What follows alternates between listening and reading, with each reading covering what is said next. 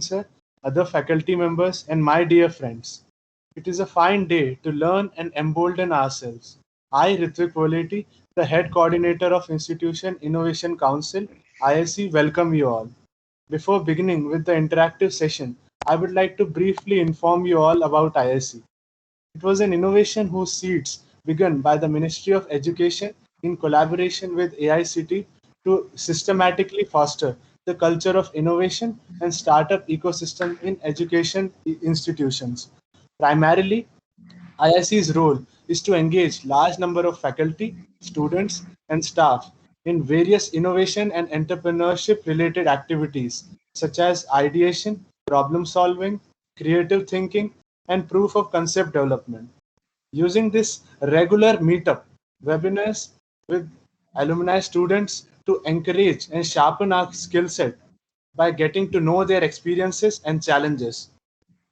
Our college too has started this innovation and has world-class libraries to provide an ocean of knowledge, conference rooms, air-conditioned auditoriums, quality infrastructure, and a well-equipped state-of-art labs, providing the backbone for all the practical training and research initiatives at an institute of higher education. At KCC Institute, every engineering department has multiple labs designed to address friendly classroom environment, making it possible for students to concentrate entirely on class proceedings in an environment that is both interactive and unintimidating. John F. Kennedy once said that the success of any school can be measured by the contribution the alumni make to our national life. To continue on with this ritual of webinars, today KCC Institute Innovation Council is organizing a live webinar for Student Knowledge Enrichment Program on Code for Future. Now, I would like to bring on Dr. Neha Tyagi ma'am. She is our Dean Academics and someone who is truly a motivator, guide, and inspiration who constantly drives us for excellence. Neha ma'am. Thank you, Ritvik. So, on the behalf of the KCC Institute of Technology and Management, I welcome you all in this webinar Code for Future. So, in today's era, we all are doing digitally working. So, coding has a very big role and the main role. And coding, just of the simplest term, is telling a computer what you want it to do it. So, which involves basically type to type step by step commands for the computer to follow. So computer are not clever things, we are just giving the input to the computer. That's why they are very obedient the following the things which are giving to the computer. So they will do exactly what we want them to do, so long as you tell such as them how to tell you it correctly. So learning to code has been linked to learning, and just like a foreign language, and or perhaps more specifically a family of foreign languages. So there are many different coding languages: C, C++, Java. So as a computer science background students, and our alumni is also from this background and giving the topic code your future. And I really thank to the Saurabh कि आप यहाँ पे आए, ठीक है, and हमारे बच्चों को आप एड्रेस कर रहे हैं. This is the very informative and generative topic. So in my terms, I just want to say the coding importance, the power of digital word basically here. So my dear students, every website, smartphone app, computer program, and even microwave relies on the code in order to operate. What do we want? So this makes the coders the architects and builders of this digital age. So if I thought, and you people also thought about, over the next years, it is estimated that they will be maybe 1.4 million jobs in computer science. So, and only around 4 lakh graduates qualified to them, because nobody has that power to code all the time. So jobs not directly linked to the computer science, such as banking, medicines, and you can say the journalism also will also be affected. So by the need for at least and understanding the programming and coding. So if I want to say the literacy of the 21st century and need for the people to speak the ABC of program is imminent. Okay, so our world is increasing, so run by software, and we need more diversity in the people, so who are building it. So more importantly, writing software is about expression, creativity, and practical application.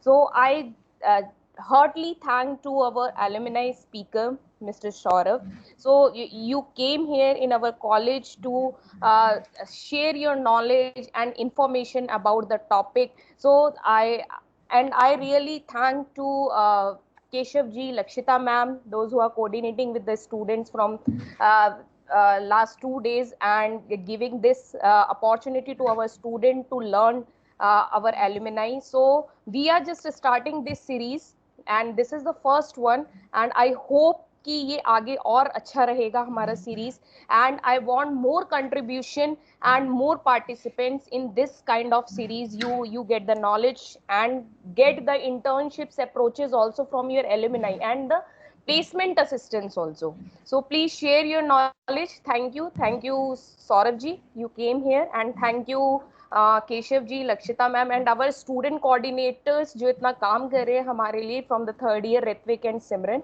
So thank you so much. From my side, that's all. Thank you so much, ma'am. Thank you for your very kind words and motivation words. Now I would Welcome. like to introduce Mr. Saurav Prateek, our prominent speaker of this webinar. He is a software development engineer in Geeks for Geeks. He was our BTech Honors Computer Science alumni and a true inspiration for all the students. Currently, he is working as a full stack software developer, building scalable products and services at Geeks for Geeks website. He is also designated a microservice to handle incoming requests, which reduce database load by about 53% via caching technique. That's a huge achievement. He's also worked on many AWS services like CloudFront, DynamoDB, Elasticache, and S3. Before joining Geeks for Geeks, he did his internship from Birla Institute of Technology Research as a project intern and developed a generalized model in order to increase the accuracy and attack detection ratio of the system through decision tree model carried on the UNSWNB 15 intrusion dataset. Along with this, he did his internship in India Meteorological Department and developed a web application that can generate an intensity heat map of earthquake at specific latitude, longitude position through Google Maps AI. His main focus areas are data structures, PHP, Java, web development, machine learning, and data visualization. He did his projects in Simple Dynamo in GitHub that allows you to perform operations in Amazon DynamoDB in an optimized manner. He has also made a web platform called System That Scale, having system design, curated contents, and problems. He has done countless achievements in his young and bright career so far, like attaining rank among 2,500 in Google Hashcode, and did a 3-day webinar on competitive programming on the Geeks or Geeks YouTube channel and got All India rank of 113 out of 90,000 participants in TCS Code Beta 2018 competition. Apart from this achievements, he is driven by focus to complete his targets within time and always supporting his friends and juniors.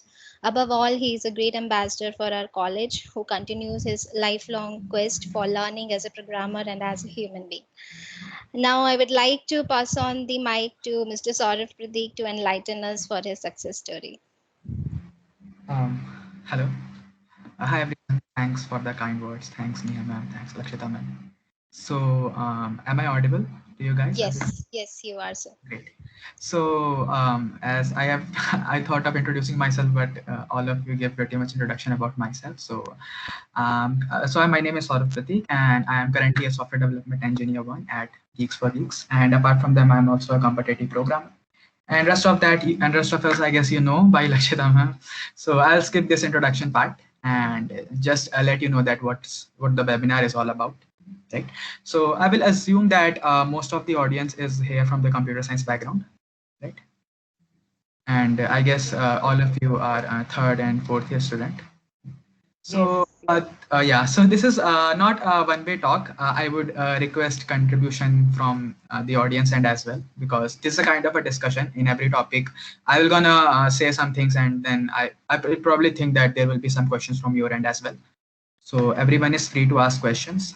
And yeah, so basically, as we say that the agenda of this PPT is that success in tech. So I would tell you some things about how to prepare for interviews and how to get into product-based companies, as we are from a tier 3 college, and not much various Google, Microsoft and Facebook like companies doesn't visit our college, right? So we have one option, that is off-campus placement, to go to these companies. So how to do that, how to build your resume in such a way, how to build your profile in such a way so that those big tech giants will get to you, will shortlist your resume and you can go ahead with that. Okay, so let's move on with the first topic. So, okay, let me tell you the structure of the PPT. So first we will discuss about competitive programming.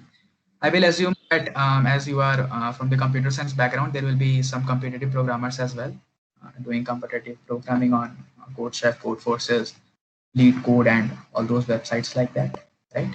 I will also tell you that what can be a real life problem that can be solved with the help of competitive programming. Another thing we will discuss about the open source development, and something else about system design, why it is important for college grads. And then I will just give you a gist about the roadmap for interview preparation.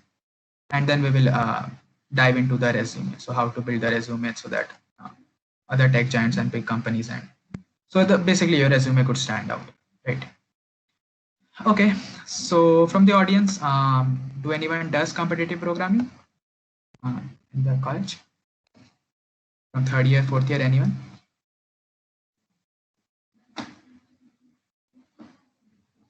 Okay, so I would expect that there will be a few guys doing competitive programming, because I know some of my juniors that do it currently in KCC. So if anyone is doing, you can speak up, guys. I want some contribution from your end as well.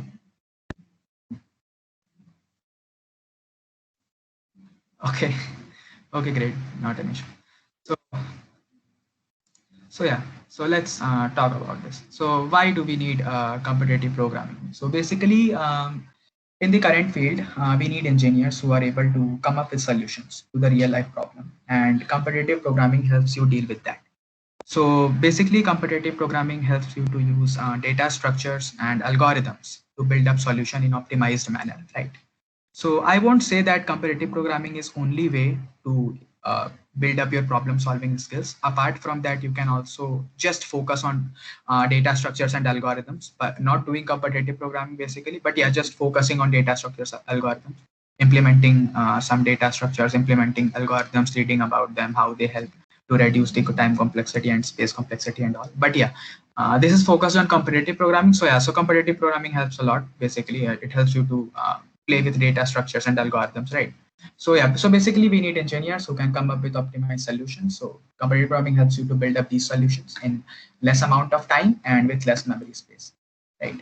So as I told you that apart from CP, there are also multiple alternate ways to achieve that. So as you are in your third and fourth year, right? So basically you must have read about that is design and analysis of algorithms, and DS, data structure. These two subjects would have been in your curriculum, I guess. So I would suggest you to read that these two subjects very thoroughly, because this will help you a lot in your interview preparation and getting into big companies. The content on this in these subjects like DA and DS, these the data structures you will be taught, the algorithms will be taught in these subjects are really, really important. So guys, please take care of that. And uh, any of you having any questions about competitive programming? If you are new to it, then you can ask that how to start it. If you are doing it, you can ask any question that how much to practice or from where to practice. Any question from the audience? I would accept question. I would expect questions from you all guys. I'm curious to know that from where, what is the perfect platform? Because there are so many places from where we can get this knowledge, but I always get confused, and there is so much knowledge. So can I? So can I know your name, the speaker? My name is Ritvik. Okay, your name is Ritvik. So you are currently in third year or fourth year? Third year. I'm in Third year. Okay. So do you do competitive programming or you are completely new to it? I'm quite new to it. Okay. So as you are in third year and you are completely new to it, right? Yeah. So why do you want to learn CP? So is that you like CP or by the with the help of CP you want to go to the big companies? What is your motto? Uh, as you already said that first I wanted to just focus on my academics, and then Okay. once I get a great score based on that, afterwards I want to focus on my particular line of study, like it could be data visualization or data. Just try Mhm. to focus and direct myself into design analysis, DA subject in a particular field. Okay. That's what I Okay. want. Okay, great. So I will assume that you want to learn CP for the sake of getting interviews and getting into companies, right? Product-based companies like that, right? Yeah. Okay, so for that, I would suggest you to go to Lead Code. So if I open the tab, so can you see the website here?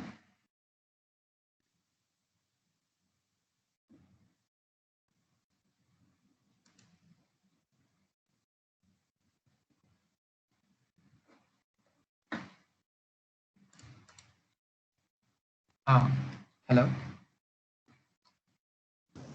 Yeah, I can see the website, but it is Uh-huh. very small. That's what. Is, Very small. yeah, basically, it is Uh-huh. just like all the other people are there. The participant, apart from the main participants, Uh-huh. your screen is also coming very small. That's what is Acha. problem. Okay, so do you have any option to pin the screen? So I guess there will be an option to pin it Yeah, when you yeah. Now it's visible. yeah. Yeah. So when you pin it, it will be yeah. So I would suggest everyone to do that to pin the screen so that you can see the entire data clearly. So yeah. So basically, I would tell you that. So you can see the screen clearly, right, Ritik? Yes, yes. I can see this. Okay, great. So here I am logging into LeetCode. So why I told you to do lead code, because you have so all of you would have seen CodeChef and Codeforces, right? So I would tell you one thing, that CodeChef and Codeforces are really advanced kind of thing. So and lead code is basically focused on interviews. So all the questions which you see on lead code are based on the interviews. So it's not like big questions. So when you see CodeChef and Codeforces, they are a 1 or 2 paragraph question. But lead code, the game is different. Here are 2 to 3 line questions, and the question directly tells you that what to do. It doesn't have stories and all.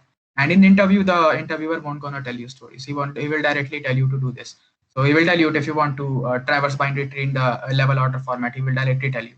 If you want to find a left of a tree, he will gonna directly tell you to do that. And this website is primarily focused on the interviews. So you can just go to the problems and you can see various problems here. And you can also suggest your topics. So if you are want to practice on dynamic programming, you can just select the topic and you can go on with the questions and practice them. And there is also contest host weekly. So I guess they host every Sunday, every Saturday, Sunday, 8 a.m. Weekly contest. You can participate in that as well. And yeah, so that is pretty much about it. If you are new to competitive programming, you can start with Lead Code. Ritik, you got this? Yeah, this is very informative for me. I will Okay, use. great, great, cool. So any other questions? Anyone? Um, Hello, Base, okay. am I I just want. audible? Yeah, yeah, you are. You are. Audible. Sir, I just wanted to ask, like in Geeks for Geeks also, we have several competitive questions. So are Yeah. they enough? Actually, yeah, I just forgot to tell you about you. So sorry. Company gonna kill. Okay, great. So yeah, so basically, it's just like Lead Code, but yeah, Geeks for Geeks have also a really good content, and we are really improving it. Recently, we have basically changed the entire practice UI and all. So now the problem sections are really improved, and you can get. So basically, when I was preparing for my Amazon interview, I used this only to focus. So you can just here you can just go to the problems, or I can just. And here you will gonna see the problem. They have also started a problem of the day kind of thing where every day a new problem pops up and you can solve it. So basically, yeah, this is also really good content. And But there on Geeks, Hmm. hello. Yeah, go on. But on Geeks for Geeks, there are a huge amount of questions. So how will we Exactly. figure out Okay. that So yeah, how many yeah. questions we Good, have to do? good. So basically, I would suggest you to do easy, medium level questions, and there is a way to use it effectively. So there are filters, right? So it depends. If you are, suppose you have interview for a particular company. So suppose you have Amazon interview coming in 10 days or 15 days, then you won't have much time to go through every questions, right? Then you can just go on to Geeks for Geeks. Like here is an interview section corner, right? So here you will see the interview experiences. So the Geeks for Geeks has curated the content company wise. So you can pick Amazon here. You will get almost all of the companies, Google, Amazon, everything is here. So you pick on Amazon, and then you will gonna see that there are various interview experiences. And I guess there are more than 500 interview experience for Amazon. You can just pick any of them. And when you click on them, then there is the content where people says that how their interview went round wise. And they also mentions what are the questions are there. And the good thing about that is that they don't only mention the question, they also give you the link where you can solve this. Suppose basically in round 2, there has been a question like boundary traversal of binary tree. You can just click on it and then you will be directed to this question. So here is a solution as well. And here is a link to the practice section. So you can go to the practice section and you will get this question where you can solve it with a proper test cases and all. So you can write your code here, select the language and just start practicing the questions. This for the basically interview wise. So if you have interview for a certain companies, then you can follow that. And otherwise, if you are really new and you haven't gone with DSA much, then you can just pick up the data structures and algorithms in the filters, and you can start with that. Does that make sense, Bianca? Does that clarifies something?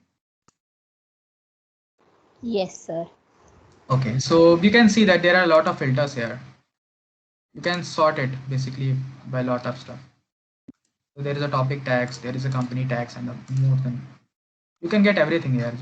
You can just pick that the data structure or the topic you want to go with. Suppose you are good in you are learning to hash maps, or you are learning to stack. So you can just click on the stack and you can get all the questions related to stack. So you can do so either you can do it topic wise, or you can do it company wise. It totally depends upon you that how to do that, right? Okay. Any other questions regarding competitive programming?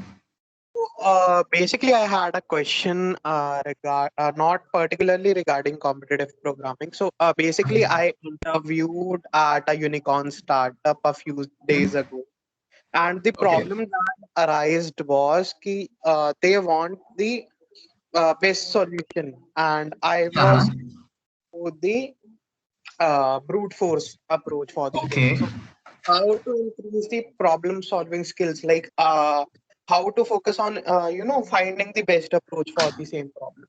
Yeah. So So basically that where most yeah. of the people suck at. Okay. Okay. So yeah, so that's where competitive programming comes in. So the fact is that when you see a problem, if you are practicing just data structures, then you will learn every data structure, right?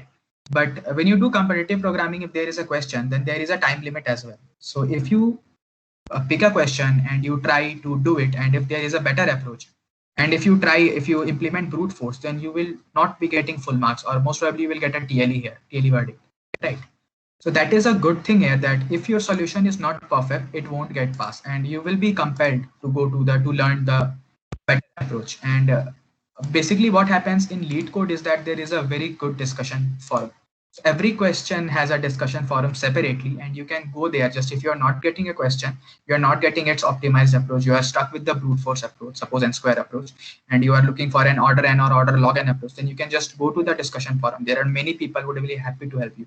They have really discussed the question very thoroughly. They have given the concepts. They also upload images of solving them and all the concepts involved. They just post them in the discussion forum. So you can just if you are stuck with any question, you can just click on discuss and you will get the solution. I know it's hard.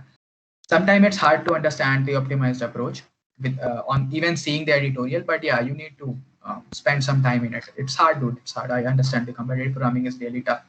But yeah, if you spend some time continuously, then consistently, then I guess you will improve with time. there is only one motto, and you need to practice more and more questions.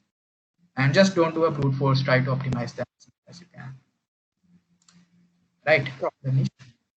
Does that clarifies the question? Okay, okay, cool. Any other question regarding competitive programming?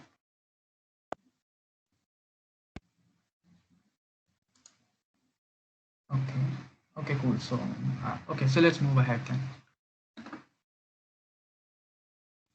Okay, so basically, I would like to discuss here two real life problems. So, just for you guys, that I will ask one problem from the audience, and let me tell you. You all guys tell me the approach that how you will do that. So, suppose have you heard of JSON object? Can you tell me what a JSON object is? Anyone from the audience?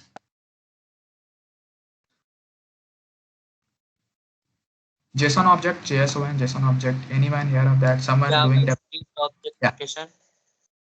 Okay. Can you tell your name? Ritik Kumar.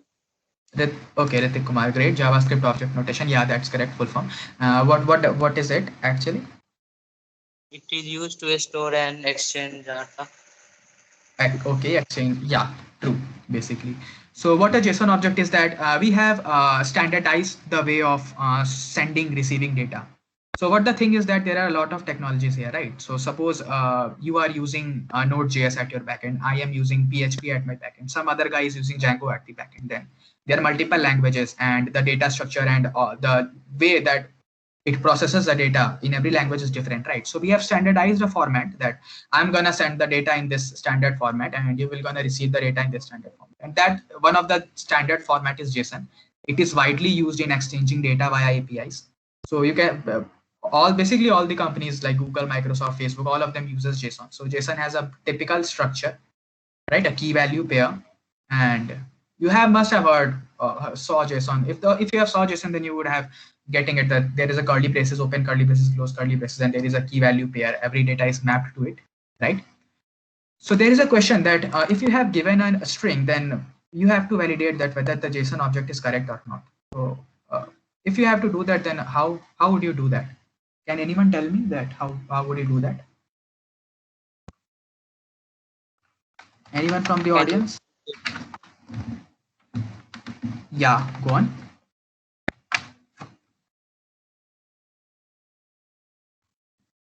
Yeah, anyone? Someone said something. Yeah, go on, guys. Can you repeat question? Yeah. Okay, great. So what I'm gonna use is that I'm gonna draw it here.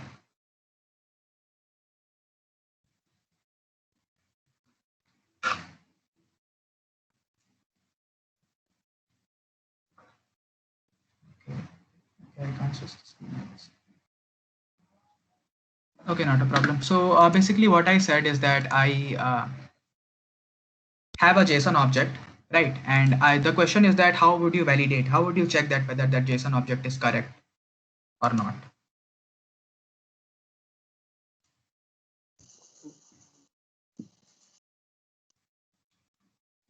Any idea?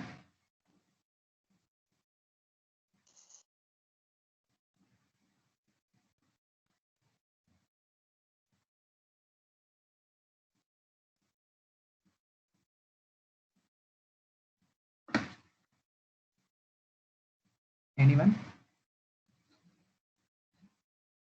Okay. Okay, so what I'm going to do is that I'm going to tell you the problem here. I'm just changing the screens. And so can you see my screen here? If you can, Yes. then okay, great. So what a JSON object is, it's like this. So there is a key and there is a value, and everything is comma separated, right? So suppose this is a kind of a JSON structure. This is one of the valid JSON structure here. So can you tell me that how to validate this structure? Suppose you have to tell that whether this JSON data is valid or not. So suppose if the structure is like this, so suppose this is a key and this is a value, and there is a comma missing, and someone has written another key 2 and value 2. And then if it is giving to me, then I can say that this JSON data is not valid because you are missing a comma. Or someone, instead of closing it with a curly braces, someone is using a square braces, then I can also say that it's not a valid JSON data, right? So can anyone tell me that how can we validate this JSON structure? Any idea about it? Key should be in double quote like that. Okay. Okay, great. So how you will approach with this problem? You can't just check. So yeah, you can check whether it is double quote. There are also multiple rules here. So how will you be sure that every rule is being followed here? If suppose the given object, then we can apply JSON dot stringify. Okay, cool. The JSON.stringify is in the JavaScript. Yeah, it basically. So I don't expect you to just give me a library, a function that validates it. How you will validate it? That's the question.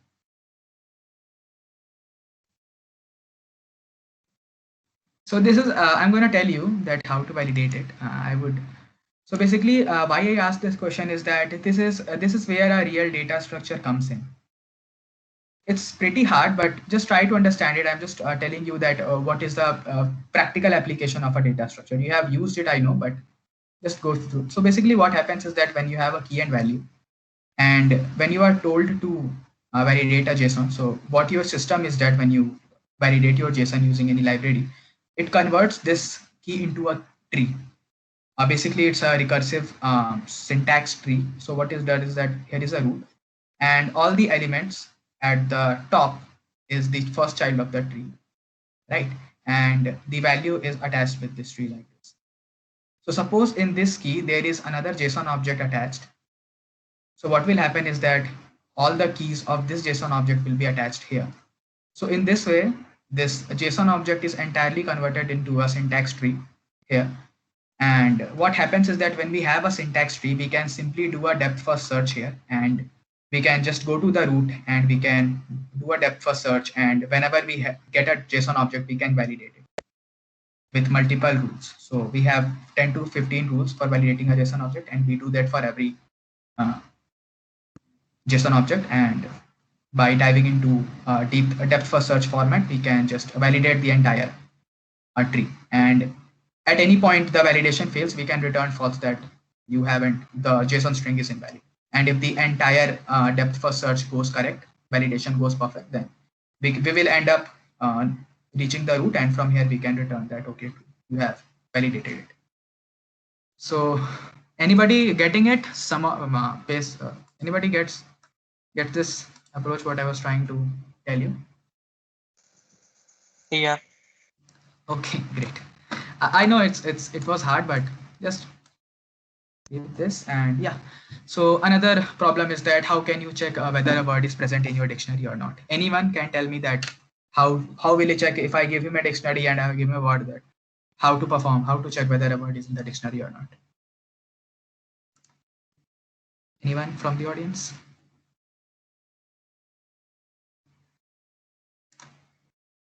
Come on, just give me a brute force approach, that will be fine as well. Anyone? Or you can just check your word by checking each and every word present in the dictionary, and if you find the word, you can tell me that okay, I have found it in the dictionary, like that. No idea. No. Okay, no idea. Okay, great. So brute force approach, any brute force approach coming to your mind? We have a list of words in the dictionary, and I'm gonna give you one word, and you have to check that whether that word is present in the dictionary or not. How will you do that?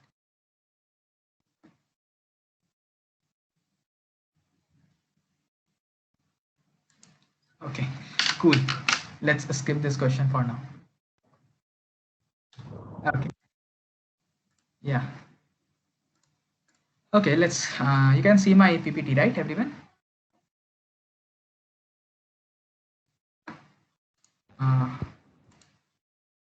Can I get a yes? Yes, sir. Okay, cool. Okay, so here is the next topic. We'll discuss about the open source development. So anybody know about open source? What is open source? Can anyone tell me? What do you mean by open source? Anyone in the audience does open source development? I can see a person with a swag, Google swag or kind of thing. I would expect that he would be doing open source development. There was one student who just spoke earlier. He had a nice T-shirt of Google or so on. Yes. Come on, anyone? Okay, great. So basically, open source development is like it is different from competitive programming. So you must have used GitHub, and also what does is that you basically a lot of people come together as a team and they work on a single project. And what GitHub does is that it manages that project. There is various concepts of branches and pull requests and fork and other thing that is there in the GitHub. And with the help of those things, we manage a single project when multiple members in the team is working. So what you learn, so why it is important is that you get the introduction of collaborative building. In competitive programming, you are doing everything alone currently, right? But when you do open source, there is a team. There are a fixed set of people who are collaborating into a project. So you learn that how to work with a team, because when you join a company in future, any company, any tech company, you will be working with a team. You will be a part of a team, right? So you get a gist of that basically. So that is really important to have a background of open source development here. And another thing is very important is that you get to know about Git. So anyone who knows about what is Git, you all are third year and fourth year student, I guess. I would expect you to know about Git. Anyone can tell me basic, just in brief, that what Git is? Okay, anyone uses GitHub? Yes, sir. Yes, sir. Okay. Yes, Yeah. sir. Okay, so I guess most of the people would have their profiles on GitHub. Right. So any one of you who said yes, anytime soon or later have pushed a repository on GitHub? Any of their projects on GitHub? Yes, sir. Okay, then I guess Yes. you must. Okay, then I guess you must have used Git. Yes, sir. Okay, great. Yes, sir. Yes, So can you tell me something about Git? How it helps you? Actually, it's a version control system. We can Exactly. track the changes, and whatever the changes or the we are making in our files, it can Exactly. control and manage them. Exactly. Totally true. So what are the various benefits? So why you use GitHub? You can also put your project in your local system and just code there. Why there was a need of GitHub? It's a version control system, right? But why there was a requirement of GitHub? Anyone knows who is the inventor of GitHub? Come on, he's a famous guy.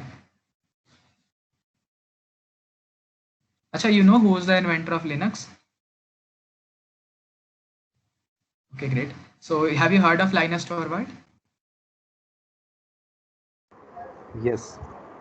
Yes, Okay, sir. okay, cool. So that I guess he came up with the concept of Git, that version control system, I guess.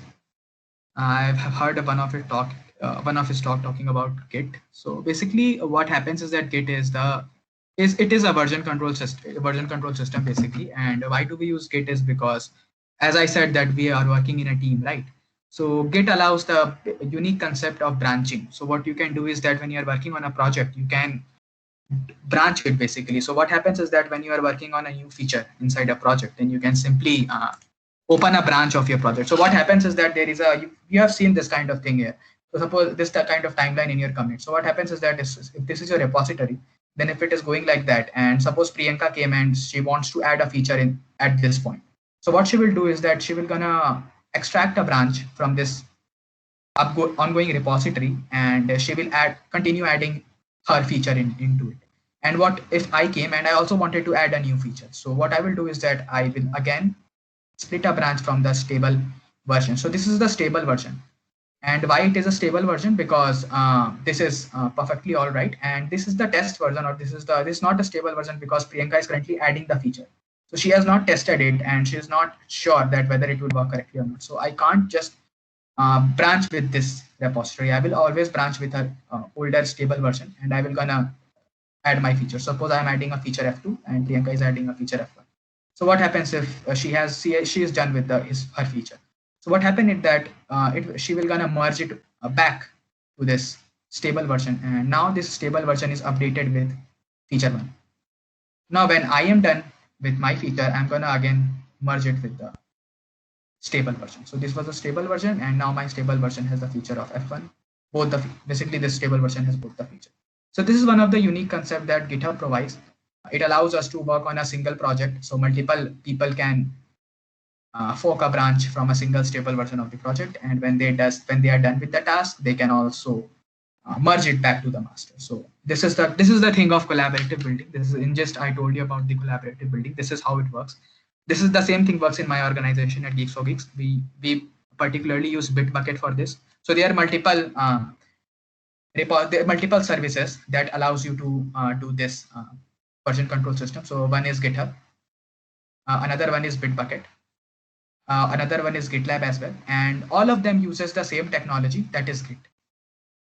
So Git is a version control system, and these things are different. These things I guess the project management system, I guess, which uses Git to get their job done. So you can, if you learn Git, you will be comfortable with GitHub, Bitbucket, and GitLab and any of the other open project management system. So it is really important if you are working in a industry, you should learn Git and should know the concepts of branching and pull request, merging a pull request, how to resolve merge conflicts and all, right? So this is the basic idea of how the Git works. So does this make sense to you all? Yes, sir. Great. Okay. I would suggest you all to participate in this. It will be really good if you do that. Great. Okay. So apart from Git, another thing which you will learn by the open source development is the concept of good coding practices.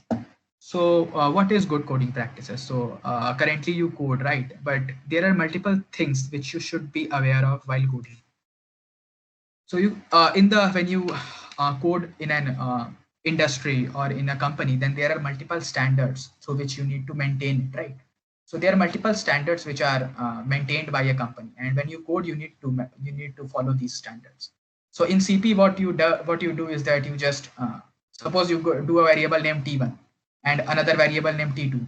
But when you write this code basically in a company, or then you will be particularly scolded, or you will be told by your project manager or your engineering manager to don't use these kind of stuff, T1, T2.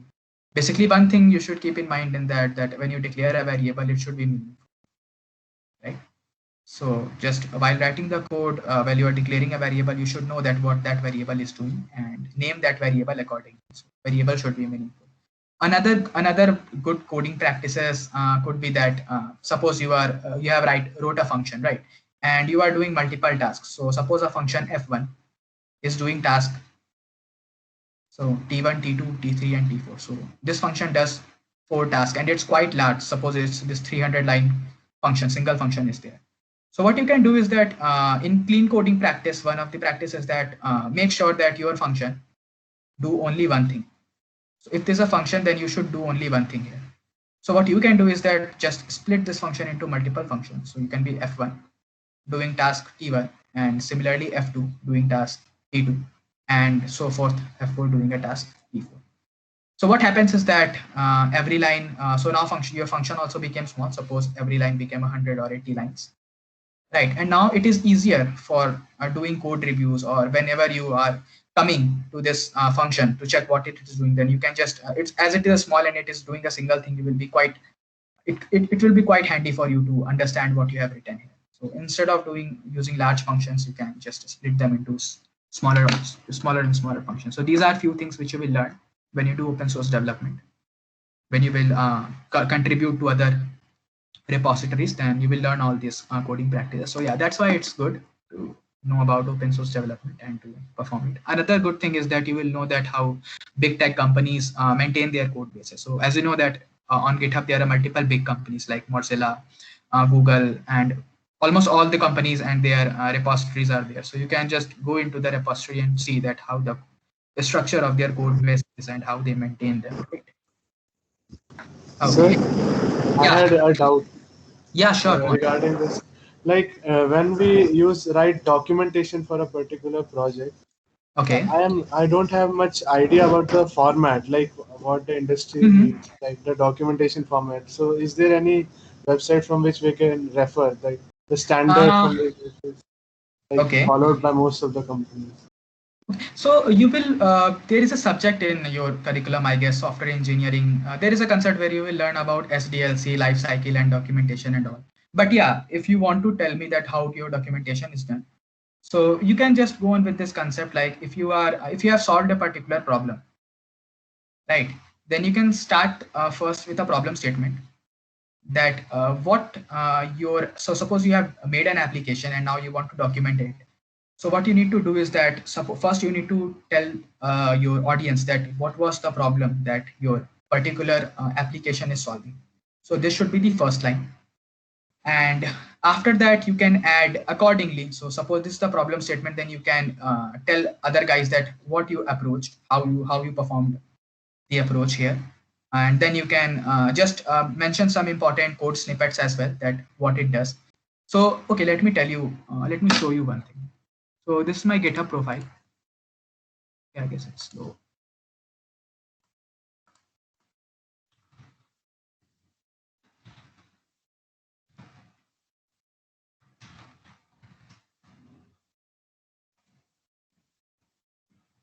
Okay, so can you see this? Yeah, it is loading. Yeah, now it is Great, loading. great. So okay, so I have built a library basically. So what it does is that it's a no, so you have a NoSQL database. So what it does is that it is an interface between the user and the AWS client, and it basically makes you to write your code easily. So you have to write less code, and it will get your job done. So does it some processing. It takes your code, does some processing, and then it gives back to the AWS client, and then the other database processing is done. So it basically helps you to write less code. So I have done a documentation here. You can reference it. That you can go to my GitHub profile, and I have done multiple documentations for multiple repositories. So the basic idea is to give an introduction about what problem your repository or your application is solving, so that viewers can know that okay, this is the problem and this guy is solving this problem. Now you can just depending upon your repository, you can write it accordingly. So here I have used multiple attributes and code bases. So make sure that you start with a problem statement and then start describing your problems, right? And then after that, at the end, you can also give them the results, that what results you achieved. Is there any profit with this? Does how many percentage of things you resolved and all that stuff, right? So does this make sense? Yeah, absolutely. The format is Okay. clear. Yeah. So here another website. Here is also the problem statement is here, and so I asked you a question, right? What is how to validate a JSON? So I have built a JSON validator here. So I have discussed my approach and all, and how does it validates the JSON. So what it does is that you have to enter your JSON and click on validate, and it will gonna validate your JSON in this format. And how it does is that basically I told you that it will make a tree. So it builds a tree in this format, and then it does the validation process. So you can find the documentation here. You can take a idea from this, that how can you perform a documentation. And one more thing I would like to tell you, that if you are not getting, if you want to see the official documentation, there are multiple API documentations as well. So do you, anybody know what a Razorpay is? What Razorpay is? Anybody would have used Razorpay? No one. Okay. So Razorpay is a payment gateway kind of thing. So it basically allows you to perform payment on your web application or Android application. So you can integrate the API from this, and you can learn. So what it does is that it also has a documentation. So if you are interested in seeing the official documentation, that how a big tech company documents its APIs and documents its projects, and you can go to here. And here you can get all the documentation. I guess it's loading.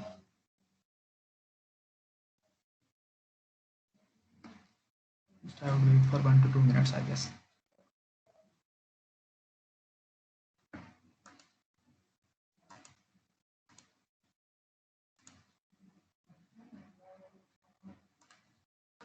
Okay, so guys, can you see this website? Yes, sir. Okay, so Yeah, you it can. is visible.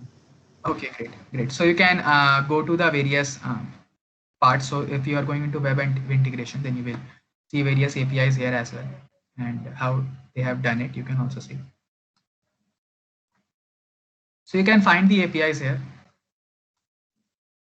So here you can see the documentation. So how the authentication is done, and there are multiple things. So suppose there is an order, then how a postman collects an order. So how it does. So see the documentation of the API. So this is a proper documentation of an API here. So you can use this as a reference as well. So if you want to see that how big companies document their code, right? Is this visible? Does this make sense? Yeah, I get it. Okay, great, great. Okay, so let's move on forward with our. Okay, great. So Question. yeah, go on. Yeah. Actually, there are many programming languages which are popular currently in the market. Mhm. But according to which languages are having a better competitive future? A better competitive feature. In what sense? In what sense you are talking? Uh, For front end, which back end. languages? Yeah, for competitive programming and all. Okay, for competitive programming. So yeah, so first I would like to say that for competitive programming, it's not language specific. Every language has support. But yeah, if you are trying to pick one language, I would suggest you to go with C++ because C++ most of the programmers, most of the good programmers perform CP in C++, and C++ has a lot of huge user base. If you are stuck anywhere, there you can find solution easily. If you are using C++, if you are having problem in implementing a data structure, then you can easily find a solution in C++ because C++ is widely used and most of the programmers use that. So you can go with C++. You can also go with Java. I personally code in Java. I have always used Java for competitive programming, and I have known a lot about that language. So I use competitive programming. I use Java. But if you are new and you want to pick any language, you can pick C++. And if you are familiar with Java, you can go on with Java as well. Does that make sense, Sibyl? Yes, sir. Okay, great, great. Uh, Yeah, yeah, one more question. yeah. Go on, go Is on. only As many as questions you want. Go on. coder is only being an exceptional coder is the key for a successful computer engineer. There might be many who are not interested in competitive programming. Yeah, yeah. I have seen many of them. Yeah, so what can be the other alternative for it? Okay, great. Yeah. So yeah, so many people are not good in competitive programming, or basically they don't find competitive programming interesting. So I have came to a lot of people on LinkedIn who don't like competitive programming, and they are really good. Still, some senior engineers at Microsoft, some are in Facebook and Google, but they hate competitive programming. So what the thing is that the basic idea is to be a good problem solver. So competitive programming is a way for you to become a problem solver. It's not guaranteed that you can be a good problem solver by only practicing competitive programming. As I said, there are subjects like DA and DS in your curriculum. Just read it thoroughly. You should having a book, Corman. It's really a bible for computer science. Just go through it and don't don't be don't just be knowing about the data structure. You should also be implementing. So you have heard of binary tree, heaps and all. You should know that how that works. So if you're not doing competitive programming, still you should be good in implementing these data structures. So basically what I would suggest that if you're not doing competitive programming, just go through these data structures, understand how does it work, and try to implement it in your language. Have an implementation of every data structure performing multiple operations, and then you can solve questions. So don't do competitive programming, just go through problems that are asked in interview questions of Google, Facebook and other companies, and just practice it. And in that way, that can be an alternative. If you don't want to do competitive programming, just be thorough with the data structures. That's the main thing. Be a problem solver. Okay, thank you so much, sir. Great. Okay, so we can move ahead. So yeah, so another thing is system design. So this is a pretty optional stuff. So anybody heard of system design? It's quite going into the field, I guess. Anybody having heard of system design? Anything about it? Can tell me. When you are in CS background, you must have heard about system design. Anyone? Okay. So basically what system design is that it's a high level concept. Basically there are two concepts, low level design and high level design. You are basically working with low level design, but as you move ahead in your career, you will also be expected to perform high level design. So what happens is that when your application is scaling, then the current resources are not enough, and there are multiple ways to scale your resources. And there where system design comes. It gives you multiple concepts and ideas that how you can scale your system by there are multiple concepts in their system design. So I won't suggest you to, because you don't be having hands-on on that. Just go through the concept, just read it, just theoretically, that what does this mean, what a load balancer means, what does consistent hashing mean, why it is used, and what benefits does it gives to you. So there are multiple concepts here. So I have a website that I have curated content on that website. So basically what it does is that it has its name is Systems at Scale, and it has it looks something like this. Is the website visible? Yes, sir. Great. Okay, Yes. so this is divided in, yeah. Yeah, someone was saying something. Go on. Okay, cool. So let's move on. So basically this website is divided into two parts. So design concepts and design problems. So if you are new to this, you can just click on design concepts and you will be directed to a list of concepts here. So this is the introduction, horizontal, vertical scaling, load balancers, caching. So there are a lot of concepts. You can, if you want, you can click on it and you can read about it. So this is a pretty much website. So you can read about it and you can just theoretically know about what happens. So if you want to dive into the system design stuff, you can go there and read it. So you won't be needing as a fresher, but yeah, when you have experience of 1 to 2 years, then the interviewer will be expecting you to have a little knowledge about system design. And when you are applying for SG2 or SG3 roles, 3 year or 4 years down the lane, then interviewer will be expecting that you should be really thorough with this concept. Okay, so I guess I have closed my PPT accidentally. I also wanted to know one thing, that basically what challenges do you face in your industry at this moment of time, because challenges also vary with time. So at this moment of time and in the future, what are the challenges which you are encountering? I'm curious to know about that. Okay, yeah, cool. So currently what I am working in Geeks for Geeks. So it's a product based company. You must have known what it does basically. So it is an edtech startup. So what happens is that there are two things. One thing is related to scaling, and another thing is that writing code correctly.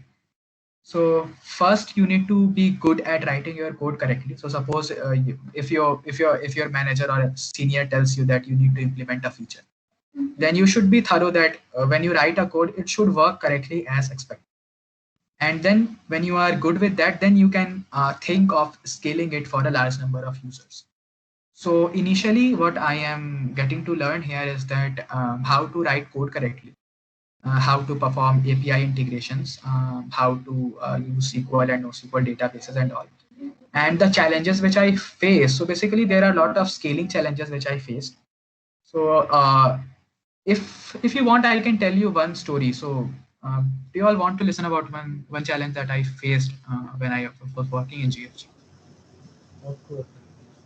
Okay, so have you all, how many of you have read about operating systems?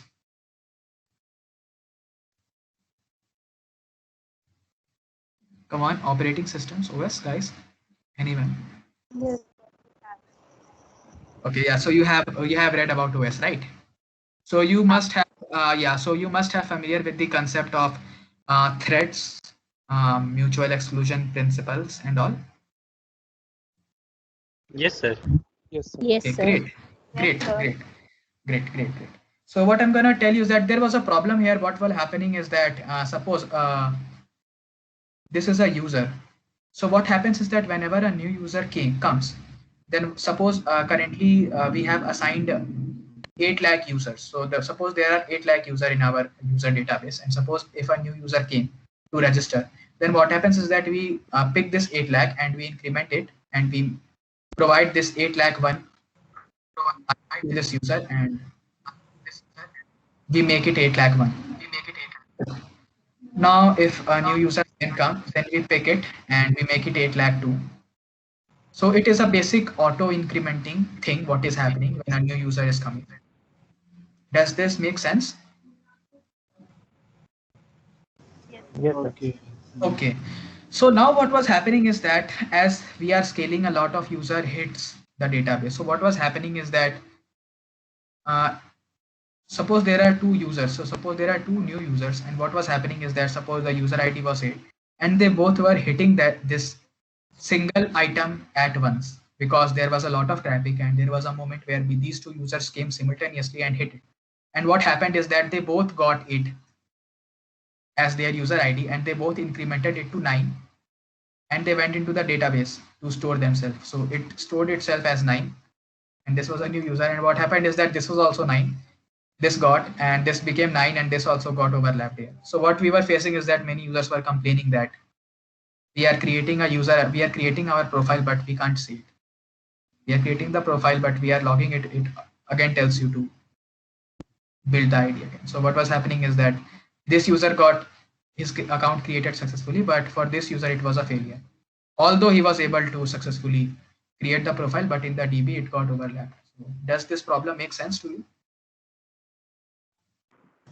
Yeah, I got it. Okay, so if any one of you can tell me what should be a probable solution for this problem?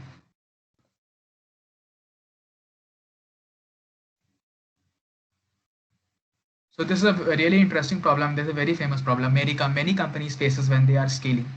At the time of scaling, many companies face this kind of problem. So what can be a probable solution? So I am talking in the concept of operating systems and mutual exclusion principle and threats and all. What if you are the engineer and you have told that this problem you have been facing this problem, and how you would solve this? What solution you would come with in order to solve this problem? Anyone?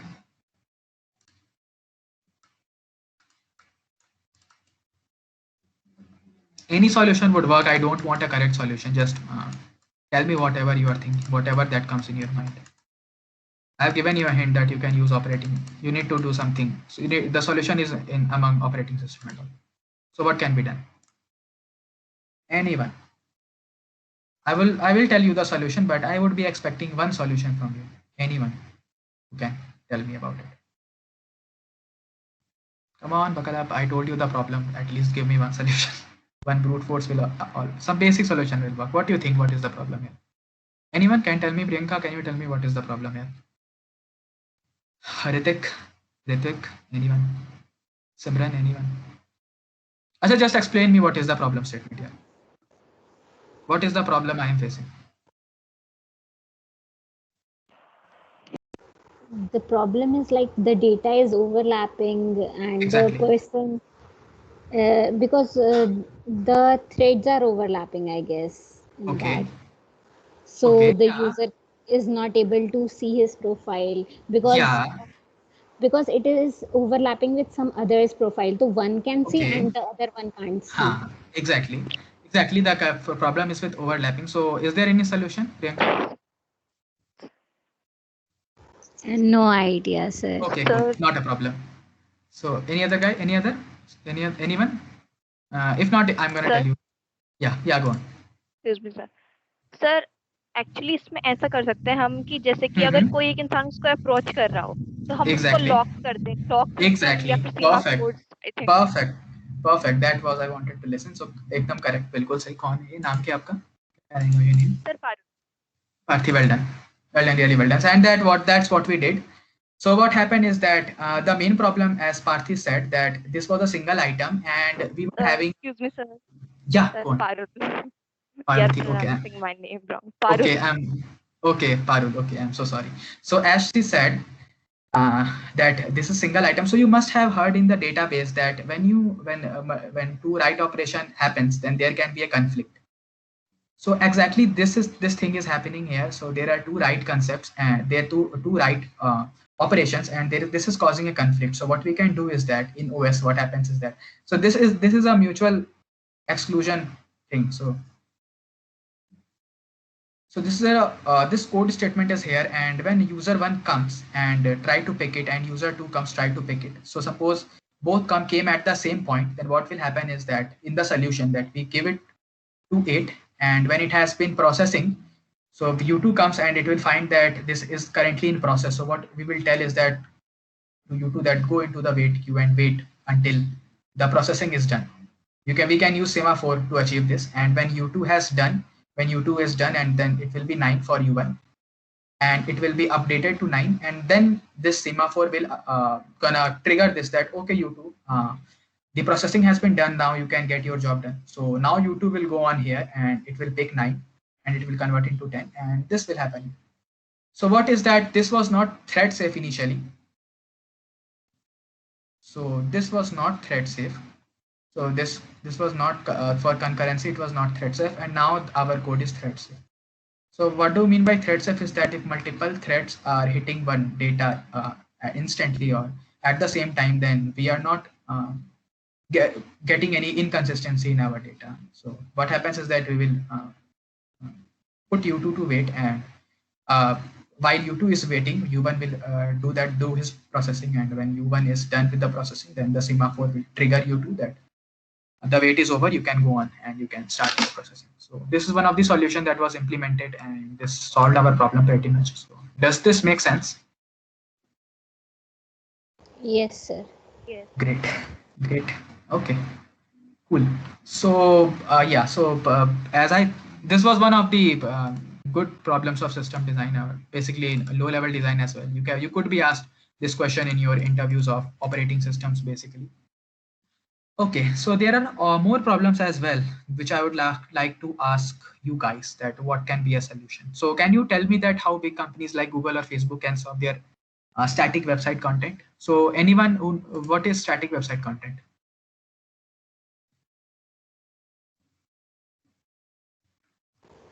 Like Wikipedia. Okay, so why it is static website content? Because it doesn't changes. Okay. It remains once it is written and it's saved. It doesn't changes. Okay. Like Yeah. Facebook and Instagram, it changes. Yeah, true. Doesn't server side languages. Exactly. It uses HTML, CSS, or JavaScript. Yeah, exactly. So yeah, so the basic static website content is that the content which is not changed often. So Wikipedia content also changes, but they are not changed too often. So one times a month or 2 times a month they change. So they change really less, very less frequently. So that's why they are called kind of a static website. So what can be an idea? What Google or Facebook would be thinking that how can they serve these static contents? Anyone can give me a solution here?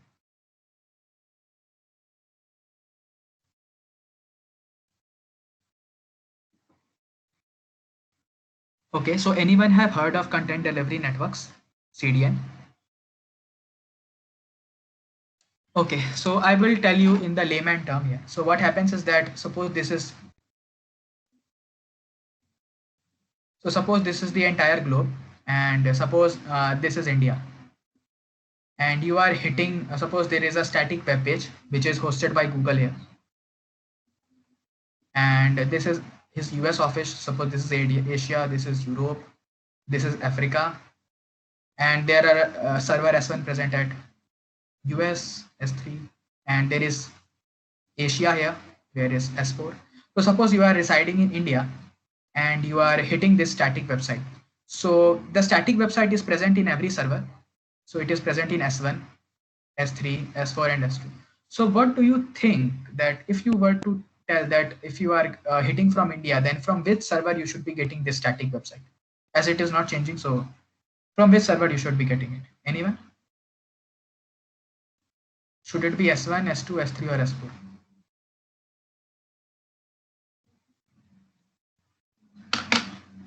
Come on, it's a simple question. You are residing in India. There is a servers there in US. I think for India, it should be India. It should be Asia, right? Yeah. Yes, sir. Yeah, so it's S4. It's the Asia server. So okay, so why S4? Why server from Asia? Sir, because it is closest to the India, na? Distance is less, and exactly. Which is minimum distance. Which at the reason it will, has the data from the Asia Exactly, exactly. So what happens is that the server which is closest to our current location will be giving the data because it will be faster. So this is the basic concepts of CDN. This is called content delivery network. So what it does is that whenever a particular website hosts its data, so this data is distributed to the content is basically distributed to various geographical locations. So suppose Google has these 4 servers, then if it uploads a static content, then it will be distributed to every server. And when a particular user hits, then using his IP address, we find his geographical location, right? And then according to the geographical location, we decides that from which server it should be getting the data. So suppose I am sitting in Chicago and I am hitting, then I should be getting the data from S1. Suppose I am sitting in London and I am hitting, then I should be getting from S3, right? I am sitting in Nigeria and I am hitting, I should be getting from S2. And suppose I'm in India or I'm in Noida and hitting, I should be getting from S1, S4, right? And moreover, it's the basic concept. It's very complex. If we dive deeper, in Asia as well, there are multiple locations like Kolkata server, China server. There are many other servers as well. So this goes, the list goes on, the distribution goes on until the content has been delivered in the required time. So this is the basic idea of the content delivery networks. So do you get the concept here, that what I'm trying to convey from this problem? Yes, sir. Okay, great. So these are the few problems which you will get to know when you learn about system design. There are all multiple problems as well. That how when you are using Uber, when you click on give me my ride, then how does Uber fetches a ride from his database or from his available riders? That can be a good system design problem. How big company serves high in-demand request, how companies like Netflix and Uber manages their large amount of users. So these are the problems here. So I would have discussed all these problems, but I guess we don't have much time to discuss that. So that was about the content delivery network, which I told you. Okay, so anyone have heard of database sharding? Anyone from the audience?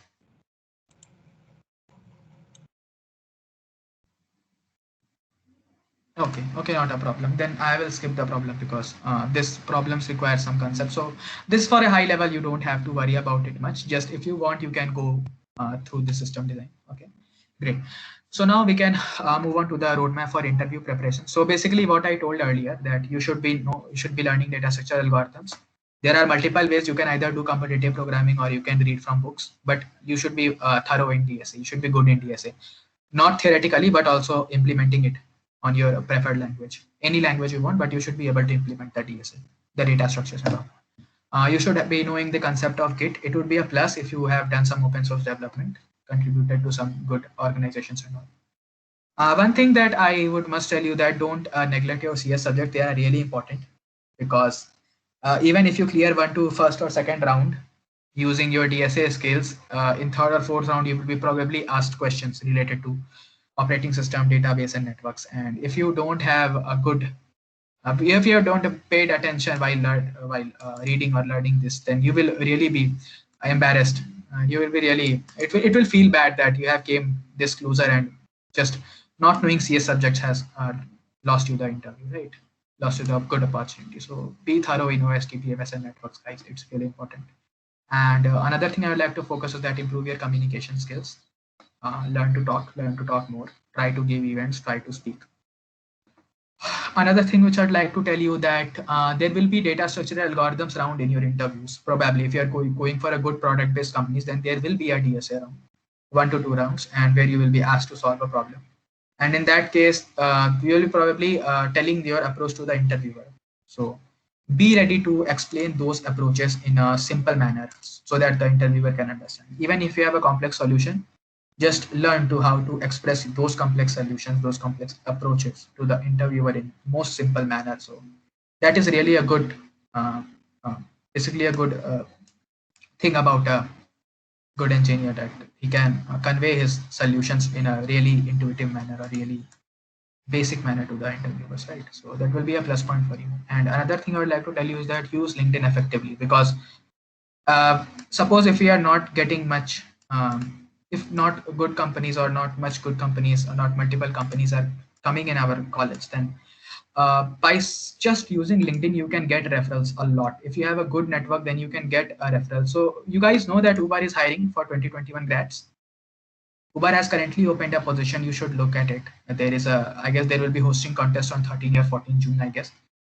And they have promised that within a week or so, they would be wrapping up with the open role. So if anyone is interested in applying to Uber, you can get that. So if you have a good LinkedIn profile, you will be getting to know about these opportunities, and you can just ping the recruiter or send them their resume. And if your resume stand out, then you may be contacted. Because I have been contacted, really, guys. I have been contacted through Google currently with my LinkedIn profile, and I am currently giving my fifth round. My fifth round is tomorrow. So yeah, LinkedIn is really powerful. It really helps a lot in getting your job. So use LinkedIn effectively, build your LinkedIn profile.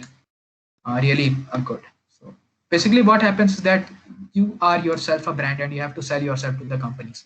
And LinkedIn is a quite good way of representing yourself. So ensure that your LinkedIn profile is good. And if it's really good, then the recruiter will approach you by themselves. They don't see that either you are from IIT, NIT. That doesn't matter nowadays in tech. We are looking for only good engineers with skills, and if you have them, then you will be approached. So I guess probably you would be having some questions in this interview preparations. Anyone having any problem with the interview preparation? You can tell me. I guess I may help you with any solutions. Anyone? How much projects are important for the resume and the interview?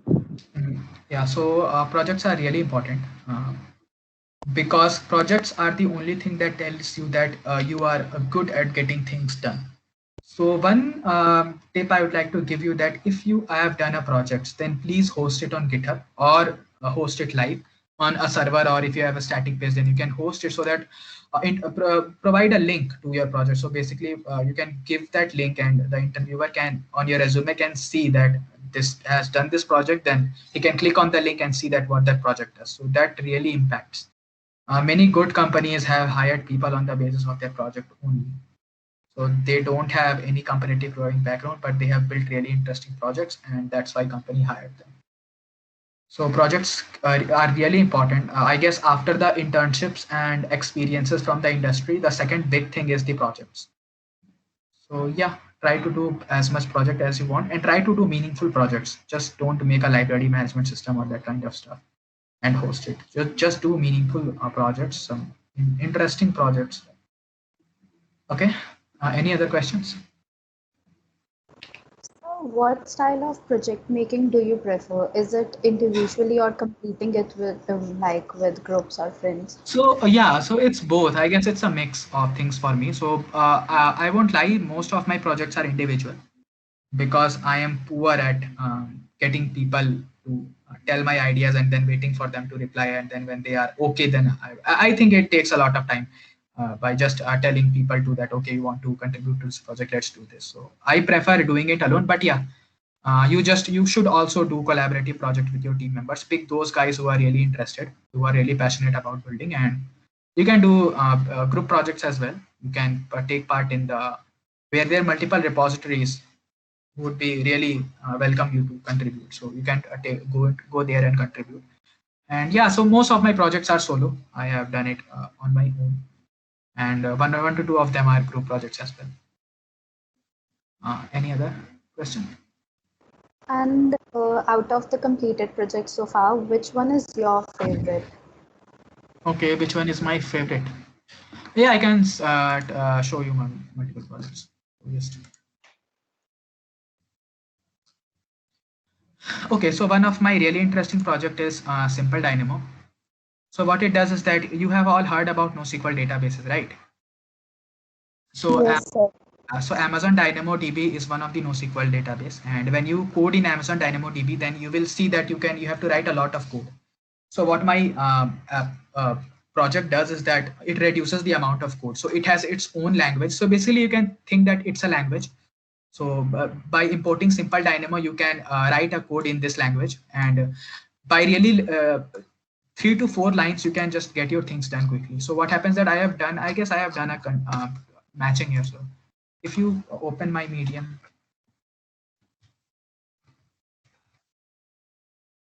or if I can tell you on this. I have multiple articles. I have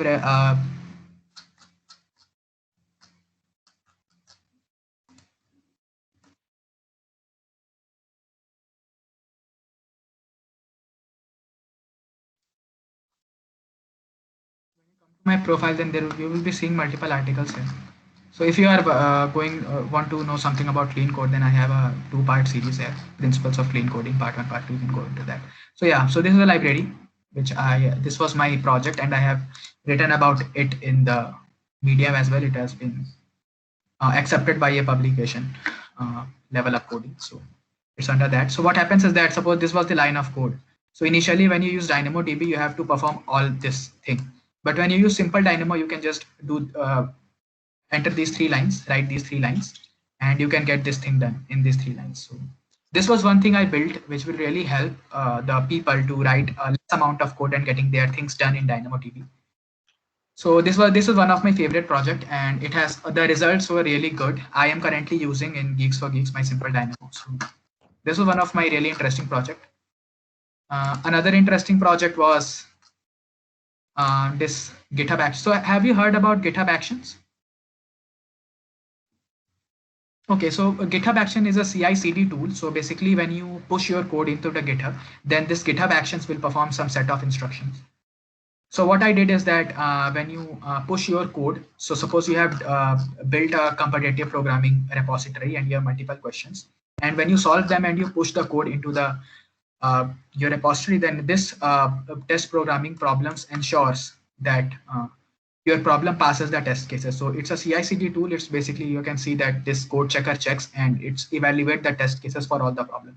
And if the test cases are passed, then it will tell you the green signal. And if it doesn't pass it, then it will give it a wrong signal. So this is one of the GitHub Actions that I built from scratch. So this is also, you can also implement that in your projects if you are building up any competitive programming repository or having problems here. So this I built it for GitHub Actions hackathon, and I received some kind of a glass of GitHub. So that was quite cool. So yeah, these are the few projects of mine which I'm really proud of. Does this make sense? These projects just make sense to you all? Yes, sir, absolutely. Okay, that's great. So yeah, so basically what you can do is that you can just see around. You will be seeing some problems and you can solve them. And that's a project, basically solving real-time problems. What else it can be, right? Okay, and another thing I would like to talk about resume. So anybody facing anything regarding when you build your resume, want any tips regarding that? There are few things I would like to mention, that always build a single page resume. So try to keep your resume in a single page. Don't make it a 2-page or 3-page resume. Always make it 1 page. I have curated all my content in a single page. I guess you can also. And you can, one interesting thing, always try to use an XYZ format for your achievement. So suppose you have participated in a contest, and among 1 lakh user, you have got 100 ranks. So you can write it by this format. So accomplished 100 rank measured by 1 lakh users in this contest. So this can be a good way to represent your achievements in XYZ format. It's a basic structure formats, and it's quite accepted by Google when they do their resume review. I have learned about this structure in one of the videos of Google interview, resume building series. So they tell you that try to keep your achievement in XYZ format. If you are a competitive programmer, then also mention your CP profile. And yeah, one thing I would like to mention is that if you are doing any course, just don't put the course certification. It's keep them to the least priority. If you don't have anything to put, then put all these things. I would suggest you, if you have done a course by Udemy and any website, then just do the projects in those courses. Suppose you are learning React, then do some projects on the React and host them instead of putting certification of courses. That helps a lot. Many reviewers get frustrated by seeing the course certification. They would be rather be looking into the projects. They would be really interested into the projects more. And yeah, so these are the few things about the resume. Anyone having any problem in building their resume? Would want to? Anyone, guys?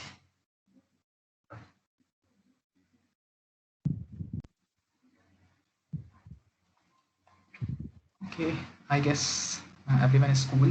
But I thought that you would be having some problems in resume. I faced a lot of problem when I was in final year building my resume. I have changed my resume structure a lot in 1 to 2 months.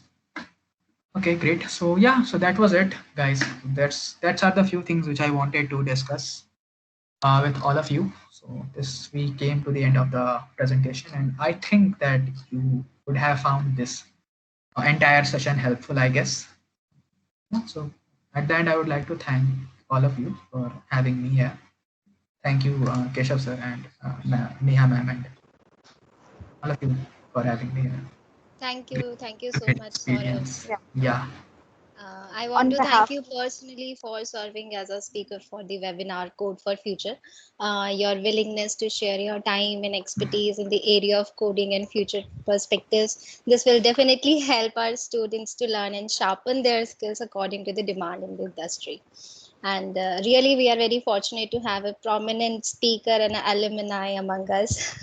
Hope we will be Thank you, connected and ma'am. arrange. Hope we will be connected and arrange these types of interactive sessions for our students in the future also. Yeah, I would be really looking forward to it. Great.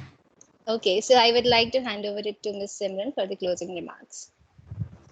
on the behalf of everyone, I would like to thank Mr. Saurav sir for giving his precious time to us and for solving our doubts and questions so calmly and patiently.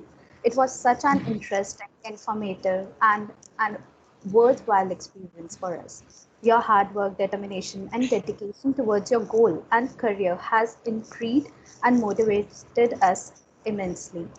We are feeling quite confident now to face the real world. It was an honor to have you, sir here.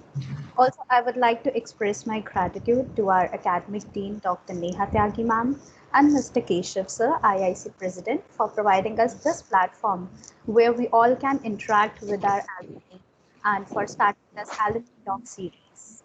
Lastly, I would like to thank all the participants for joining us and being such a supportive and lively audience. Thank you so much, sir. Thank you. Thank you, guys. Have a nice day.